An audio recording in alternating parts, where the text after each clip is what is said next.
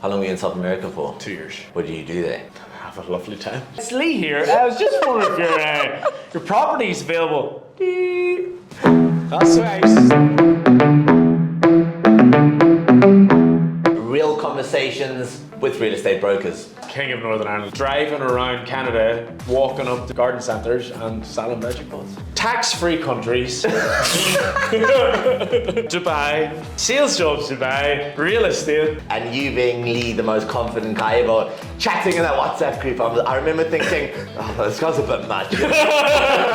Recently broke the record of the highest transacting bungalow ever in the Green Community West. The landlord was actually the first meeting I ever had. You can grow a lot faster than someone at BWC, but I have to say it was difficult. But I just kept going. Ready? Oh, sorry. There we go. Oh, good. Welcome to the first episode of the BWC Podcast. We're having real conversations with real estate brokers. Which is me. Now, I think it's only fitting that we have you on our podcast to start. You are officially BWC's first broker. Yep. Welcome to the podcast. Thank you very much, Mr. Heath. It's true, I was the first broker for BWC, and what a journey it's been so far. Now, I think before we sort of dive into that journey and, everything real estate, let's go back. Now, you're very proud of where you're from.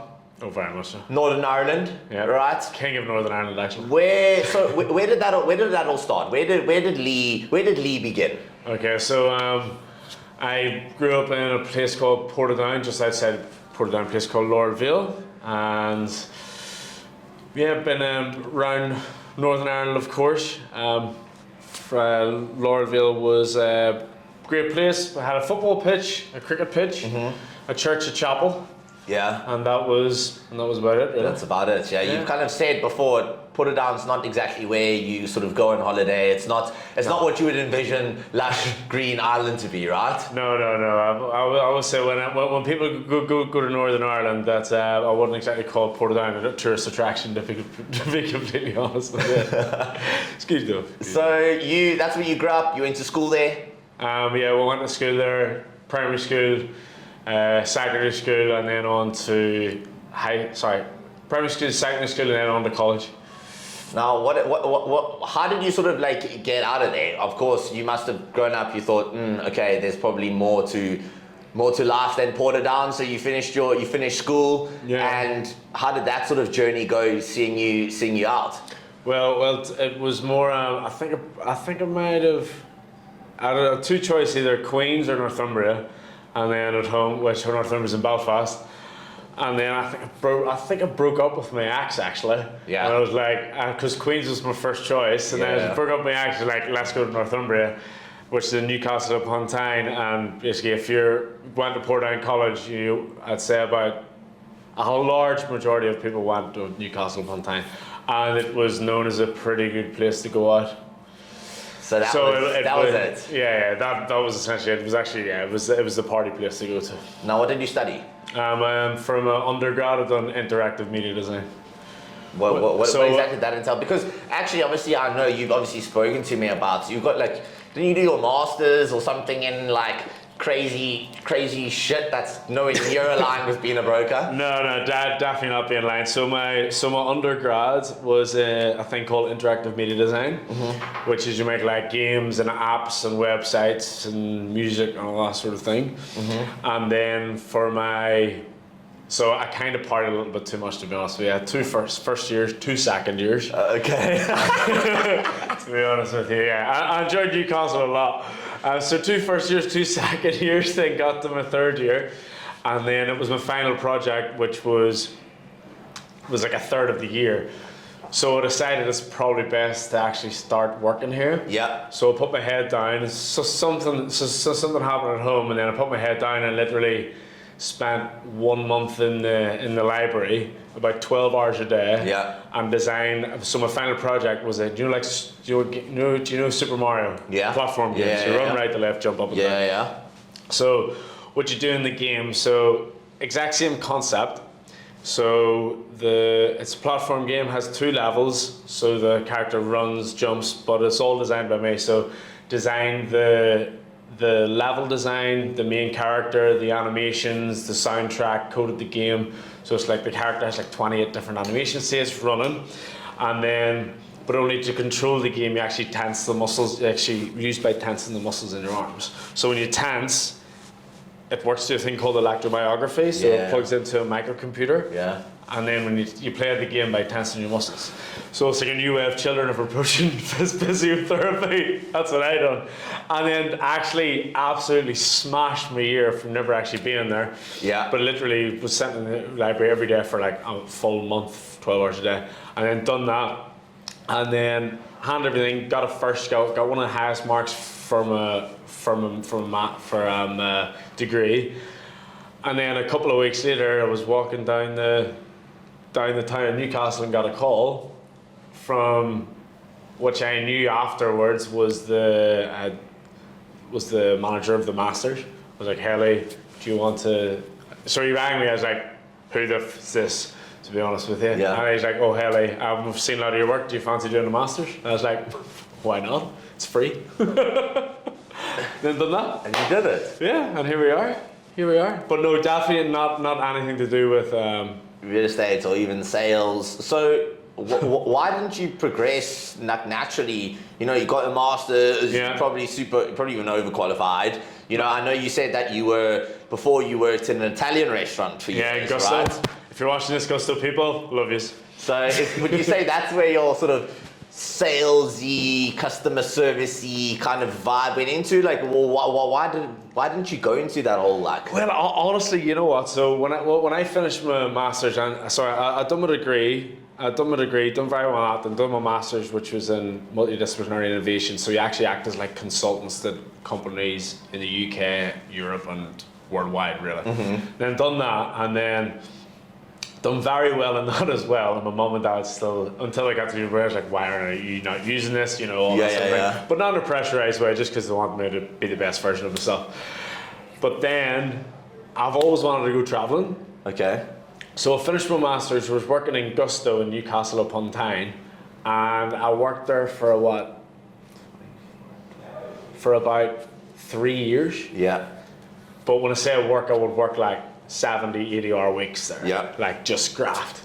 And it's like, they had like an amazing training and everything, and I used to sell a lot of specials, like a hell of a lot of specials, but it's like top end stuff. I don't think anyone actually knows that waiters and stuff have targets in terms of like, you know, because when you just go to a restaurant, I don't think you actually realize that when there's sales and stuff that there is actually targeting from the waiters and waitresses behind the scenes. Is that how it works when you're working in a restaurant? Well, the thing is, in like Gusto where I used to work, it was like, to get on the floor, you had to take 7 written tests.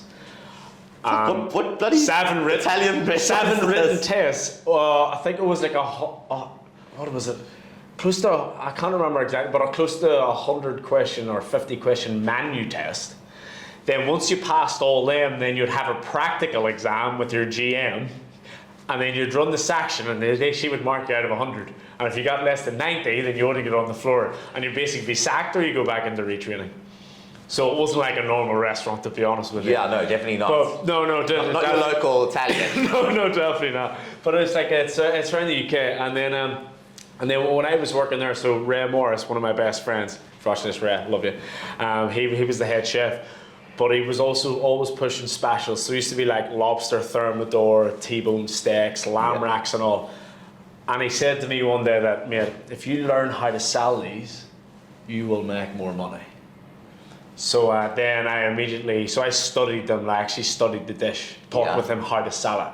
Okay. Actually rehearsed with him how to sell it. He would bring me in before shift, show me the T-bones, the lobsters, and the lamb racks, and I'd be like, yep, I'll keep that one, keep that one, keep that one. I want that for my tables. The rest can do what they want. Really? Yeah, absolutely. And then I realized very quickly that when you sell specials, people are very, very generous with the cash that they're putting in your hand. So like if you're sitting like, you know, if you've got a section of like 10 to 12 tables, if someone drops 20 quid from a table, your hourly rate's looking pretty good. So what sort of were you making, would you say, kind of like? I'd say easily $1,000 a week, like. Fucking hell, man. That's a... And that's maybe not easy. On average, I was making about 800 quid a week. The best I made was about 1,400 from being a waiter. I'm so like I class stuff as a professional waiter. Yeah, you were selling many T-bones. Yeah, they were all the T-bones in the whole of Newcastle at one time. That was your gig, eh? Man, absolutely, it was absolutely hilarious. Like the thing is, I used to work so much that I used to actually go for naps in the break.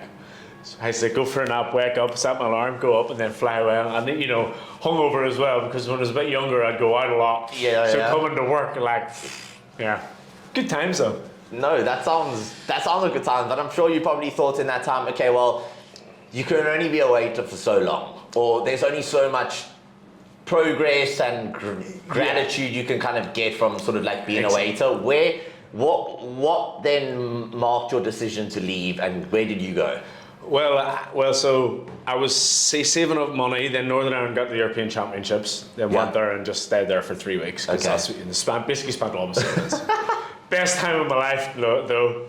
Best time of my life. Then went there and then came back to Gusto, was saving up again, hit the target amount of money, and then me and a fella called David Bevan, if you're watching David Bevan. David Beckham. David Beckham Bevan. He actually went with me to a bar afterwards. We used to go to called Pablo's. And at that time, I had the amount of money that I wanted to go travelling. But I had an idea where I wanted to go. And then me and him went out. I told him secretly that I'd met my target that I wanted. And he's like, you're not going to fucking go to South America. You're talking shit. You've got the money to go. And I had my laptop with me. And me and him drank about 3 bottles of wine that night, a lot of pints and a lot of shots, essentially. And I woke up the next morning hanging, as you would imagine. I was like, oh, fuck. Have I actually done this? And I actually had booked a one-way ticket to Rio de Janeiro. Had all my money, and about 3 months later, just disappeared from the UK and then went to South America. How long were you in South America for? 2 years. What did you do there? Have a lovely time. just have the best time of my life, to be honest with you. Spend all those tips. Spend all them tips, yeah. So went to Brazil, Bolivia, Peru, Colombia. I was supposed to do a month in every country, but then I realised how massive South America is. Don't know if you know, but it's pretty fucking big. Yeah, no. Yeah, it's bigger than Northern Ireland anyway. Yeah. But yeah, so turned up pasty white Northern Irishman in South America, and I'm not gonna lie, on my way to the first hostel, I was shitting myself. Because you're in Brazil by yourself. Yeah. In Rio de Janeiro.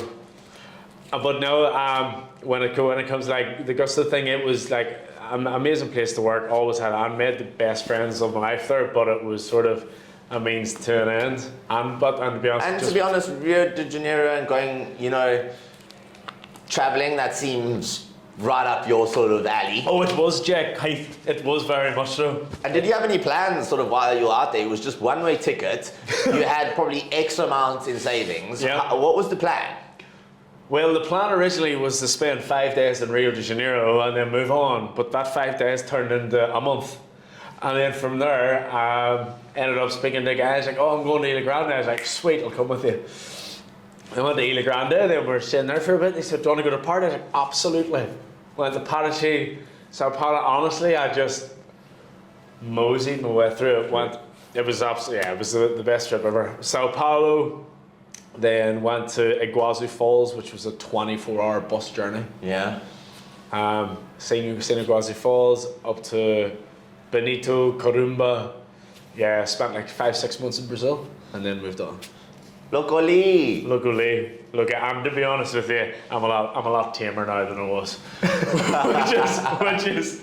which if anyone knows you now, I can only imagine you saying that. What an absolute fucking train wreck. Yeah, like literally, I got to the point. So in Rio de Janeiro, so if you ever go and travel in Rio de Janeiro, do not go anywhere by yourself, and do not go there without knowing a little bit of Portuguese. So like it got and you went there by yourself, not knowing any Portuguese. Yeah, exactly. And then also, I mean, in Rio de Janeiro as well, you shouldn't go out by yourself. But when you have a couple of drinks, then you end up going out. And there's this amazing place near Book's Hostel, also incredible hostels there. Book's Hostel, and it's just like a street, but it's essentially the Brazilians having street parties. And I got to the point where I was going there that much. The Yeah. fucking locals would be like, hey, Lee, loco, Lee, cerveza. It's like, cheers, having conversations just through body language. It's fucking amazing. And honestly, if you ever go traveling, to make sure that you're all okay, it's just go in with a big smile. Everything's fine. Everything's fine. Act like you've been there, you lay the land. Yeah, the land, mate. So you did that 2 years. 2 years, yeah. So yeah, it was 2 years. So it was Brazil, Bolivia, Peru, Colombia. Got to Colombia, got obsessed with salsa dancing. Didn't leave Cali for like 3-4 months. Because I'm actually a terrific salsa dancer, Jack, by the way. Okay. And then so after that, then lived in New Orleans for 6 months, and then after that came home. So you were back home. Yeah. You just had this incredible experience. Yeah. Right. Back in Portadown. Yeah. No, sorry. Yeah. No, Newcastle. I went back to Portadown for a week, and then back to Newcastle to go to Gusto again. To go back to Gusto. Yeah. Then where to from there now? Because now you've done that whole loop. You're back at Gusto. Yep. You're probably broke, but you've broke. But you've got all these memories now. Where to from there?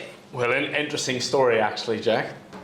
You do have a few of those. I do have a couple of these.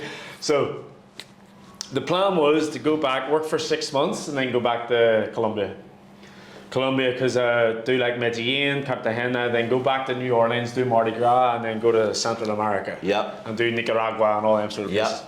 Yep. But then I got a phone call from a lovely gentleman called Blake Harris. So Blake Harris, I met about 5 years. I'm at about 5 years before that. He met me in Rio de Janeiro for a couple of days. Yeah. He rang me up and was like, Jenky, mate. Jenky Lee. Jenky's the nickname, by the way. Lee, this sounds like a mental idea. Because this was about a month before I was meant to go away. Yeah. Like literally I was around that. I hadn't booked any flights or anything yet though, because it was just waiting for the time. Because it's not that expensive to buy them straight away. Then he rang me and was just like, he's an Aussie guy. I won't do an Aussie accent, by the way. But he rang me and was just like, look, mate, this sounds like a mental idea, but do you want to fly to Canada and sell veggie pods? I was like, okay, sounds amazing. What's a veggie pod? What the fuck's a veggie pod, to be honest with you? So a veggie pod is a growing system to grow your own organic vegetables outside of your back door. And I was like, okay, I'm supposed to go travel to South America. And he's like, mate, it's going to be an amazing opportunity. You'll be the first salesman on the ground there, helping me grow the business in Canada and North America, essentially. So I said, okay, I'm on my break now and work though. So we'll have a call later about this because, I've got people to serve. Yeah. Tips to make and T-bones to sell. I've got T-bones to sell. And then went home, he pitched me this veggie pod idea, and it basically involved me going to Canada, doing garden shows, driving around Canada, walking up to garden centres and selling veggie pods. And I was like, sweet, okay, let's make it happen. He's like, I'll send you over a contract. He's like, oh, sorry, mate, we can keep it for Canada. I'll trust you. I'll get to Canada, flew into Vancouver for a week, partied a little bit, and then straight into veggie pod. So how long did you do veggie pod for? Well, the contract was supposed to be 3 months, then I was going to go back to South America. But then about 6 weeks in, COVID came. Yeah, that was mental. So I had done Vancouver, then flew to Toronto. And then from Toronto, so essentially when I'm on the road, so do you know like a white transit van where Workman has? Yeah. So I'd drive to garden centres in that and have a medium veggie pod in the back, which was on wheels. Yeah. And then I'd pull it out. So it's about that, a metre by a metre on wheels, and then just wheel it in the garden centres. Sat it in the middle of the garden centre, and then people would come up and I'd be like, okay, brilliant, we've got enough people. Excuse me, darling, could I have your sales manager, please? And he needs to see this product, and then just sell. so there was when it's called cold, it's not cold calling, it's cold face-to-facing, which is a very different animal. They're probably like, okay, guys, there's this weird ginger Irish guy that's walked in with a fucking suitcase, and he's trying to sell a product. And then before they know, they've bought them all. Phenomenal. And then done that. Done one Vancouver over to Toronto, and then drove from Toronto up to Montreal. Had a really good friend I met in Vancouver. He just flew to Montreal to set up a show with me because he thought it was a good time. Yeah. And then we got about an hour in to the show, and then the tannoy started. It was like, hello guys, just to let you know, Prime Minister Trudeau is shutting down the show. You all have 1 hour to leave the premises. And then it turned out that was on the Thursday, and by the Friday night, everything in Canada had shut down. And I was there like, what the fuck? Staying with Juno, his name's Juno, he's a French guy actually. Yeah. Staying with Juno, mom and dad ringing me. And it was just chaos. So then you were there in lockdown, went home, and what sparked the move to Dubai then? So the move to Dubai actually, was at home, then Neil Urry from VeggiePod UK called me. He's like, okay, Lee, I see what you can do. Done a little circuit around Northern Ireland. He's like, okay mate, like, we need you into London. We need you into England now, because you can do it over there, but not in the same effect. Then worked with Neil for a year and a half, 2 years. Had an amazing time. Neil and his family was absolutely incredible, because it was just me and him running the business. And then it was on a Tuesday night, February. I actually know the exact time. And I got my pay slip and I looked at it and I was like, what the fuck? So I'm working these, because if there's 2 people running the business, you're driving around like thousands of miles a month. I was like, what the fuck is this? So literally, because that's when COVID's travel started to open up. Yeah. I was like, okay, it's time to adventure. And literally opened my laptop. Tax-free countries. Monaco, Dubai. Sales jobs, Dubai. Real estate. Done a little thing wrong with the CV. Bang, sent out to about 5 different companies. I was in the Tuesday night. Woke up the next morning. It's like, well, no one's going to get back to me, it's so difficult. It's so difficult to get a job in the burger. You have to have so many qualifications. You know what I mean? Well, that was my thought process at the time. And then literally opened my email box and went bang, bang, bang, yes, we want to see. So that was on a Tuesday, Wednesday. So I had interviews Thursday, Friday, Monday, Tuesday, Wednesday, Thursday, Friday. So I had 7 interviews from Thursday the next Friday, accepted the job on the Monday, and then moved 6 months later. And you arrived in September, coming out the back end of summer. Yeah. A nice, warm, humid time in Dubai. Probably never experienced much sort of like it. And that was where we met. It was where we met, Jake. Hey, that was where we met. That's where it began. I remember already seeing you, because we got put into like a WhatsApp group, and you being Lee, the most confident guy ever, chatting in that WhatsApp group. I remember thinking, oh, this guy's a bit much. I remember thinking, this guy's going to be a bit annoying. Oh no! I saw there he was. Irish ginger hair. I was like, oh god, here we go. Oh. And yeah, man, we started together. You went into leasing. Yeah, one of the leasing. I went into sales. That's fast. Feels like a long time ago. Does feel like a long time ago. Well, that was September 2022. 2 years ago next month. 2 years ago. It's our 2-month anniversary. Remember our little dates to McDonald's? Yeah. and I think maybe that's maybe we should start. Like, what was your experience when you first? Because obviously I came from real estate, so I kind of had a bit of a background, and I know it's very different, but what you sort of expect. What was your first overall impression of Dubai real estate? A lot of slides that first week. There was a lot of PowerPoint slides in that first week. That was a lot. To be honest with you, I just to buy real estate, the first thing was, wow, okay, this is cutthroat. Yeah. This is very cutthroat. But I'd done a lot of research beforehand, like a lot of research to find out as much as I possibly could about what the job's like, money, all that sort of thing. So I literally went into the job and was just like, you know what? Like, I used to have a pretty bad stutter when I started on the phones anyway, and I just went in and was just hammering the phone over and over again.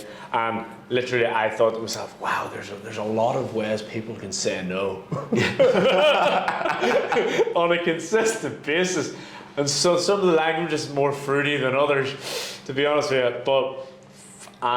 It was a bit of a that first month was mentally like, wow, what's... In the beginning, did you ever think, shit, maybe this isn't going to work out? You know what?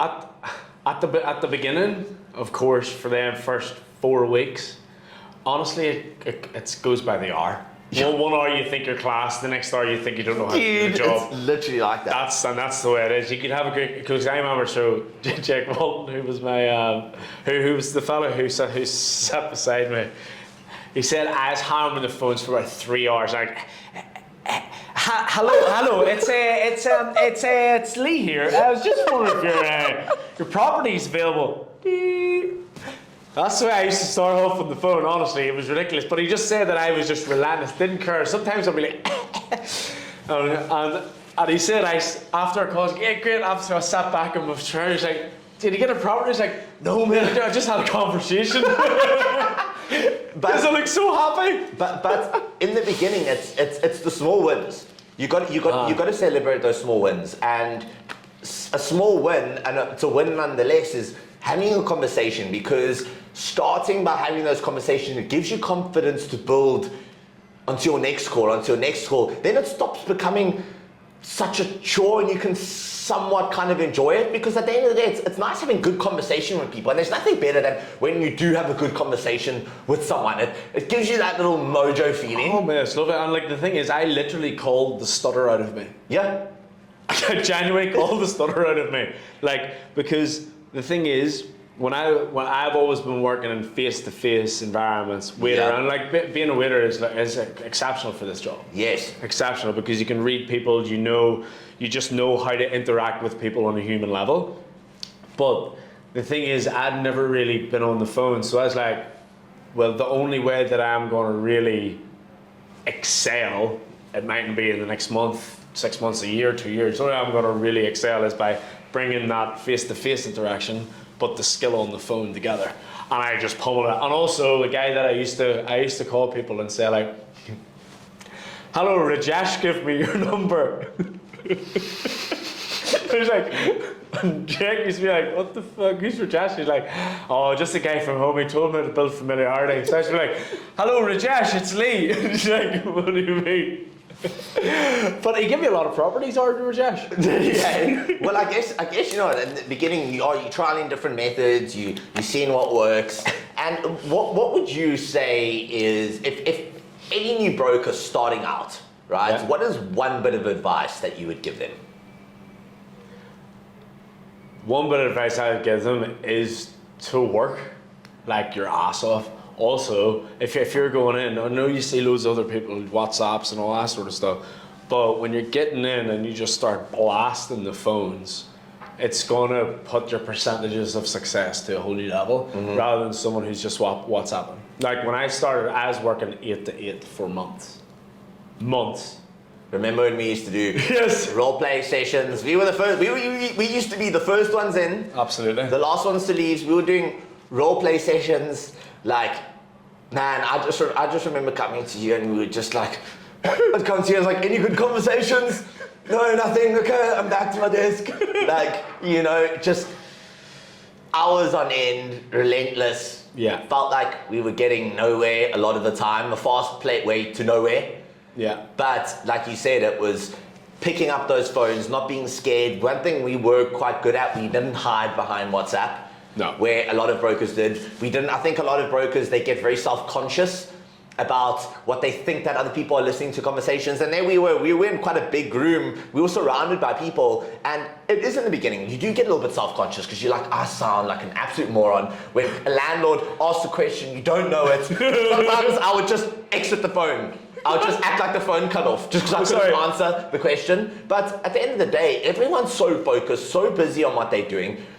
You're not going to excel in this job if you're caring about what other people think, because actually no one cares, because everyone else is trying to close deals themselves, and everyone is somewhat level of self-conscious about how they are on the phone. Yeah, exactly. And like the thing is, like I remember when I sat down and like I had a stutter and I was really bad on the phone, and my voice is really, really loud. Yeah, me and you. You know, they probably could hear me from one side and you on the. Wow, this guy's got a lot of voices. Yeah. But the other thing, because like even at house, I know here's Lee from BWC, but on house I was like, hello, it's Lee from House and House, because that's how I used to start off my calls. But I didn't give a shit. I didn't care. Like I generally went in and it was just like, okay, I'm gonna make, because for me there was no second option other than making Dubai real estate work, and that's why I worked so hard. Like, how much money did you come with? I came with just over 12 grand. £12,000. Between 12 and 14k, I can't remember exactly. And like you said, you didn't have a choice. We didn't have a choice, right? And I think that sometimes for a new broker coming in, that's the best position to be in, because you see a lot of brokers leave the market, the ones that have mommy and daddy's money to fall back on, or ones that have other opportunities. But when that's all you got, you make it work. Yeah, exactly. And like January, there's like, I remember that them first couple of months, or even like, you know, months and months later, you've got them days, and it's like, because it is a tough job. It is a very, very tough job, but the rewards of it are like life-changing money. You can make life-changing money in one day. Everyone knows that in Dubai, but it's the graft and the hard graft that you have to put in to get there. But when it comes to like that at the beginning, you just got to, mate, you just got to put your head down and work. Like, and don't give a shit about what anyone says. Also, if a method works for one person, it probably won't work for another. 100%. So, how long did you do rentals for? Exactly 1 year. Exactly on the day. 1 year to the day. And I feel like that's genuinely what most people do. You kind of learn, they say you learn your craft within rentals. Yeah. And then you sort of move. Now, you know, I had obviously left prior to set up BWC. Yeah. And I even remember sort of seeing you sort of just before I left, and I was still working there. And man, the state you were in, your eyes were like, mate. Hello. Yeah, literally looked like you were about to fall over and die. Yeah. You know? I did work myself a bit into the ground, let's say. You did, right? And that's why and I always remember thinking when I was setting up BWC and the sort of the culture that we created, that I wanted to create in my head, this vision to become the best place to work for the best top performing brokers, I think that stemmed for how I even saw the state you were in. And I remember thinking, well, shit, if I can get Lee to join BWC and we can solve this fucking the stressful guy that looks like he's about to fall over and die, you know, that will mean that, cool, we're on. Be handsome and do it. You know, that'll pull us well on our way and know that what we're doing sort of is right. So, you know, you were one of my first friends out here. When I was setting up BWC, I pitched to you the idea. I remember we went to, it was there in Sports City. Yeah. I pitched to you this broker-centric philosophy. I remember before speaking to the investor. Because that was in your room, wasn't it? Yeah. I was in your room off the laptop. It's like, pitch it, Jake. Pitch it. Go. You know, and set things up. And, you know, from the start, you were always someone where, you know, in the beginning, I didn't have any credibility, nothing, just this wild idea. And at that time, I was thinking, okay, cool, now, like, you know, it's time we need to get brokers on board. And that's when I came to you and sort of approached you. Now, obviously we're friends now, right? Now, what was your first, when I first approached you, right? Obviously, because you'd been with me through the journey, setting it up, you know, what was your initial thoughts? Initial thoughts just like, so this is actually happening now. So it's went through like a chat and like the PowerPoint looked pretty good, like, but it went from, I have to say, where it started to where it ended, it was a lot better, like, but just honestly, I was just ready to think myself, because I remember a couple of months prior to like September, like, okay, it's got me going. If you're ready, I'm like, well, I'm still at house and sure really what to do and everything like that there. And then came to me again. It was just before I went away on holiday. I went away on holiday at the end of August. I was like, okay, I'll have some time to think. And then I was talking to my mum and dad. My mum and dad were like, you know what, Leif? Why wouldn't you? Why wouldn't you give this a go? You know, Jack, like the whole vision behind it. Seen, like, I've heard in detail about sort of things you want to implement and how it can be different to other brokerages. And then because I know you personally as well, I was like, well, to be honest with you, if there's someone who's going to actually make it and turn it into something tangible, it will be yourself. So it was just like, I just took the leap of faith, to be honest with you, because, you know, it's very different to the way a lot of brokerages in Dubai actually operate. Yeah. Very much so. So it was like, yeah, let's give it a go. Yeah. You joined, yeah. and how was your sort of start? Like, it wasn't, because you came over, you dived into rentals, you went into rentals for a bit. Yeah. Just when you first came over, because we were new, we were still sort of like setting things up. You were like, okay, cool, I can get some rental income in and stuff like that before you move that transition to sales. Is that correct? Yeah. But it's done that because when it came over, it was from rentals, but then because it was going to go to sales in September with house, then it was like, okay, it's sort of a weird period when you're pipeline and then starting something up new. Then came over, it's like, well, it's going to make sense to start hammering away at the rentals again until you get that, confidence to do it. And you know, and that's where you always have so much respect for you and always thankful for you, is that you took that risk, you took that leap when many others wouldn't even listen, you know, and it was a big thing. We work at a commission-only job role here, you know. For you to sort of come over when you're starting again, you're leaving everything behind, you're leaving the safety net of this established company, you were set, you were doing well in leasing, and for you to come across and be like, you know what, screw it. Yeah, see what happens. That's just so the mentality that you have. And I feel like that's for anyone in life. It's like, if you really want something, you will make it work. Yeah. And you can make it work, you know? And I feel like in real estate here, a lot of people, they're too hesitant. They only want to stay in these big companies because they think it's that safety net. But at the end of the day, as a broker, you know, it's down to you. You can always find excuses and blame other people. But at the end of the day, in Dubai real estate, you as a broker, you are your own business. I know, 100%. And also a reason why I decided to change well was because I'm going to be in Dubai for the next 5-10 years. Like, you know, when I leave Dubai, I'll have enough money to not work again. Yeah. And I'm very confident that will happen sooner rather than later, to be honest with you. Don't worry, it's not going to be that soon.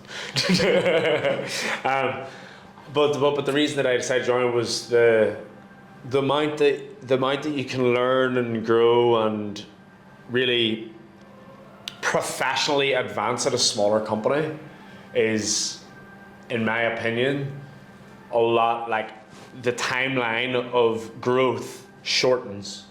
Like, you can grow a lot faster in somewhere like BWC than I think at like a larger company. Like, when I've been here, the things that that I've put into my whole sales approach and everything is pretty incredible. Like, to be honest with you, and I feel like of course, it's got its challenges, you know what I mean? Yeah. But at the end of the day, if someone's gonna benefit me further down the line with a little bit of, you know, really a lot of hard work at the beginning, then I'm gonna choose something that's gonna be exceptionally beneficial. Because I know, because I've joined BWC, I know that I'm going to be exceptionally more successful than I would have been if I would have stayed at house. Nothing against house, they're fantastic brokers and I've got a lot of respect and admiration Yeah. for them, but just me and my own personal growth journey, because I want to be, the best that there is in the market, 100%. And you're well on your way to sort of being that. How was your first sort of stint at moving into sales? Experience. It was it was. I would say it was a grinding couple of months, because sales is a grind, yourself. But then, because I sort of flitted about, experiment with a lot of different things, moved to different places, went into areas that really was too early for me as a sales agent. Yeah. We go up on the processes and everything. But I have to say it was difficult. Yeah. But I just kept going. January, I just kept going, because morning routines is what saved me, really. Morning routines, waking up, meditation, journaling. What is that? Take me through your kind of morning routine, because dude, I think that has been a game changer in Massively you. so. I've seen that difference in you since you've started doing that. It allows you to keep a next level work ethic. So what is your morning routine? Yeah, so usually I'd wake up at about 4:45, 5 o'clock. Not the moment. Go to the gym, be in the gym for about 5 o'clock. Run or do that. What's that machine called? Oh, the pedal thing. Yeah. Pedal thing. Yeah. That's the technical term for that, pedal thing. I'll do that for about 30 minutes. Yeah. 30 minutes. Get back to the pedal thing. The pedal the thing. pussy wagon. Yeah. Get him back to the room. Get back to my apartment. Have some green juice. Get showered. Have some green juice. Do 15 minutes meditation. Then gratitude journal. Then affirmations. It's just Sue, my lovely other half, that actually got me into all this, but highly recommended for anyone, especially in a mentally tough job like this. But yeah, do that, and then don't have breakfast at home. Actually, get ready, leave the house for about 6:45, 7 o'clock, and then be in the office for about 7:45 in the morning. Sometimes if it's a good day, 7:30. Then I'm like, great, because then I've got, say if someone starts at 9:30, I've got 2 hours a day on them. That's 10 hours. That's a working day a week.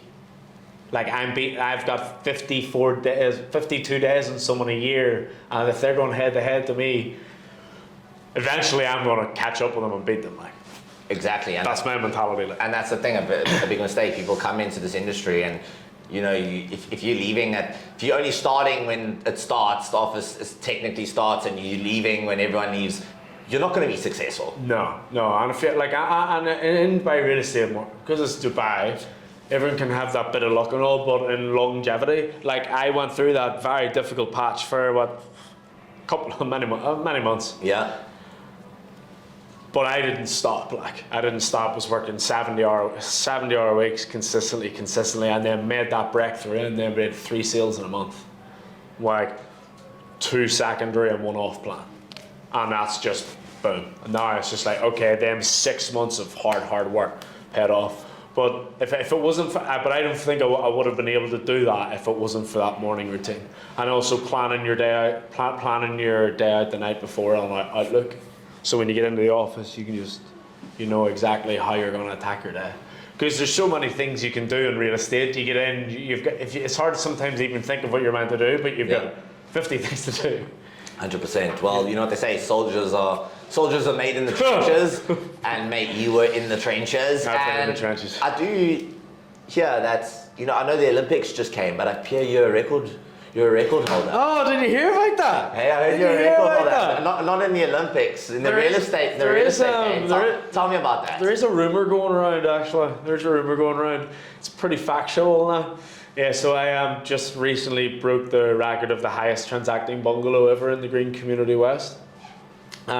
Funny story, actually. It was actually, and I figured this out a week or so after we had the deal and all agreed, that the landlord was actually the first meeting I ever had for sales back in October.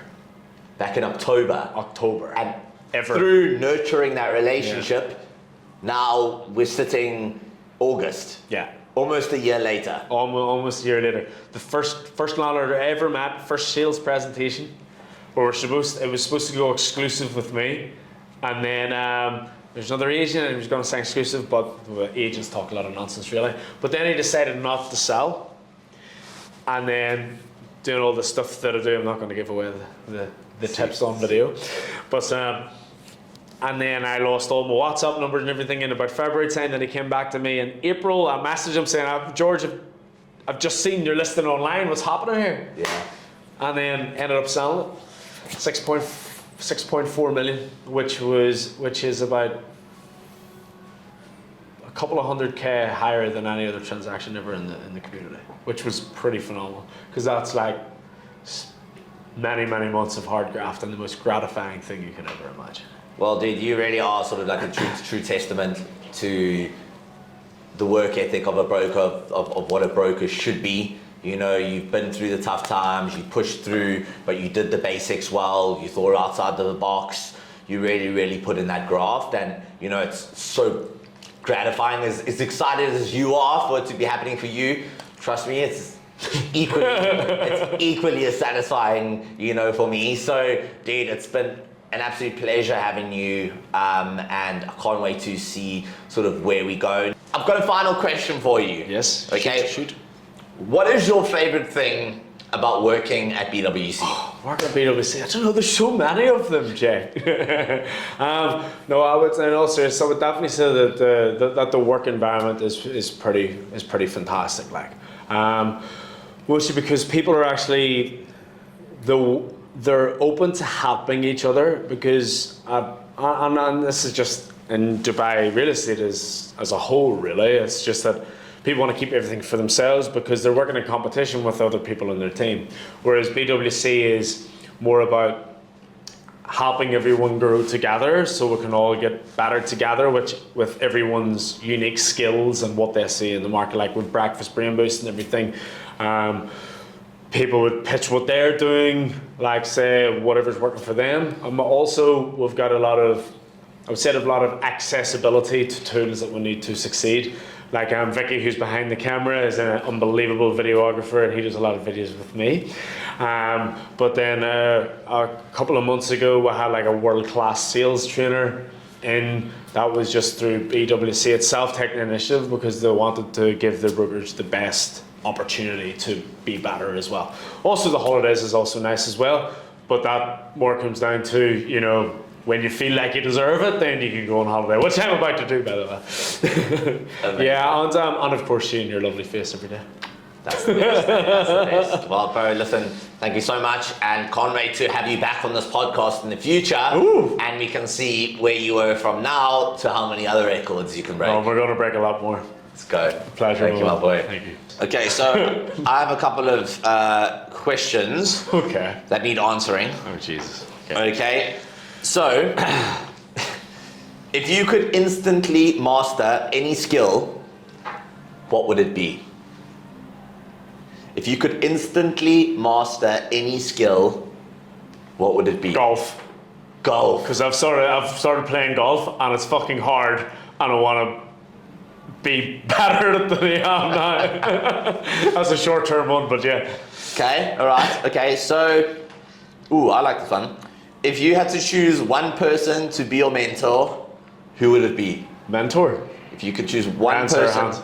Ryan Serhant. Yeah, 100%. Shout out Ryan Serhant.